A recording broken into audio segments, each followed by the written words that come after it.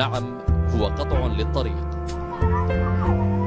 ولكن ليس لسرقة ثروات أو نهب ممتلكات. إنها العادة السودانية التي تأبى الاندثار أو التأثر بتقلبات السياسة وتدهور الاقتصاد. يعرض هؤلاء أنفسهم للخطر لا لشيء سوى تقديم الإفطار لعابري السبيل المارين بهذا الطريق مع ساعة المغيب. نحن لاقونا أكثر من كم 20 نفر، كم 20 مجموعة موقفيننا سدين الشارع كويس.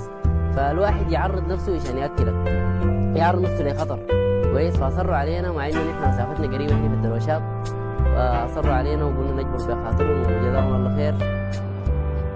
درج أهل هذه القرية والقرى الواقعة على الطريق السريع الذي يربط الخرطوم بعطبرة وشرق السودان على تناول إفطارهم هنا على قارعة الطريق.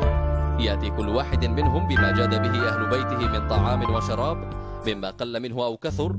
غايتهم في ذلك كما يقولون هو إكرام العابرين ليكونوا ضيوفا على مائدة إفطارهم. بتلقى في منطقة تاني يقفلوا الشارع عشان يكرموا الناس، بعدها 50 متر في منطقة، وبعد في أكثر من 15 منطقة لحد ما تطلع من القرية. من أين إكرام الضيف؟ من أين إكرام ضيف الرحمن، ضيف رمضان؟ على مدى عشرات السنين والسودانيون يحافظون على هذه العادة الاجتماعية ويتوارثونها جيلا عن جيل.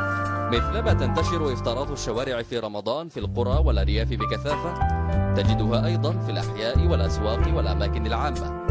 فالناس في السودان اعتادوا أن يتشاركوا إفطارهم مع أهلهم وجيرانهم أملا في ثواب يراه الجميع بعين واحدة، وهو أجر إفطار صائم. أحمد الرهيد، الجزيرة، الخرطوم.